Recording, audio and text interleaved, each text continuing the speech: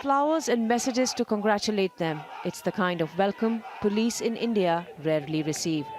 But in Hyderabad, police are being praised for shooting 4 men accused of gang raping and murdering a 27-year-old veterinarian doctor last week. Police commanders say the accused were taken to the alleged crime scene to answer questions but tried to escape. One of the suspects is said to have snatched a policeman's gun and opened fire. So even though our officers maintained restraint and asked them to surrender, but without listening to us, they continued to fire and continued to attack us. So again our people started in retaliation. In that retaliation, the 4 accused got killed.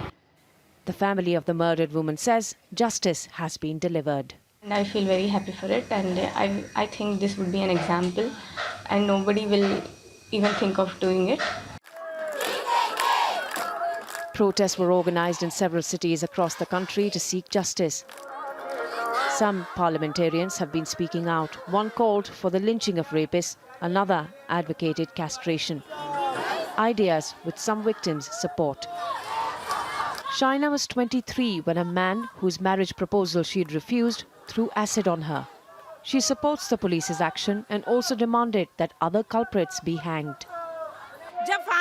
When rapists get the death penalty, then we will stop protesting. Rapists should be hanged. However, some crime experts say capital punishment is not an effective deterrent. The killing of the 4 accused has been welcomed by many here who continue to be frustrated at lengthy delays in the justice system.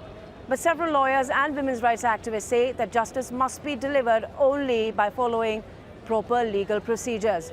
And they say that the stigma attached to rape victims that gives offenders much leeway is the real problem. So she had told me. Activists say the government must address the wider problem of prejudice against women in a mostly male-dominated society. The same persons who are asking for this kind of custodial killings and lynchings and so on are actually the ones who are bolstering up, who are perpetuating patriarchy and perpetuating patriarchal attitudes towards women.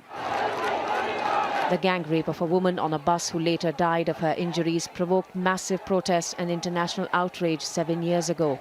India's government responded by passing a law with tougher penalties for rapists. But experts say conviction rates haven't risen, and others think improved policing, a fast-track justice system, and attitude changes in society are all needed to reduce sexual violence against women throughout India. Anchal, Vohra, Al Jazeera, New Delhi.